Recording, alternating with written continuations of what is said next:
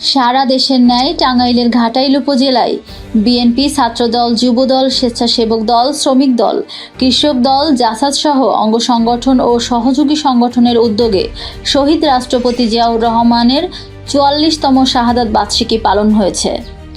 শুক্রবার ৩০শে মে বৈরী আবহাওয়াকে উপেক্ষা করে সারাদিন ব্যাপী ঘাটাইল পৌরসভা সহ বিভিন্ন ইউনিয়নে আলোচনা সভা, দোয়া মাহফিল ও গণভোজের আয়োজন করা হয়। প্রধান অতিথি হিসেবে উপস্থিত ছিলেন বিএনপির কেন্দ্রীয় নির্বাহী কমিটির অন্যতম সদস্য ও ঘাটাইল বিএনপির সাংগঠনিক দায়িত্বপ্রাপ্ত নেতা অ্যাডভোকেট এস.এম. ওবায়দুল হক নাসির। এ সময় আরও উপস্থিত ছিলেন উপজেলা বিএনপির সাধারণ সম্পাদক আলহাজ বিল্লাল হোসেন, উপজেলা বিএনপির সাংগঠনিক সম্পাদক শাহিনুর রহমান শাহিন, পৌর বিএনপির সভাপতি যুদ্ধাহত বীর মুক্তিযোদ্ধা আব্দুল বাসেত করিম, সাধারণ সম্পাদক আনোয়ার হোসেন হেলাল, পৌর বিএনপির সিনিয়র সহ-সভাপতি এস.এম. আব্দুল লতিফ, পৌর বিএনপির সদস্য সচিব রফিকুল ইসলাম সহ প্রমুখ।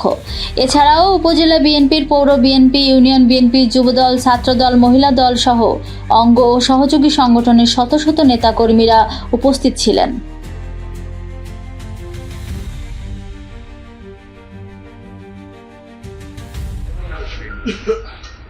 আমরা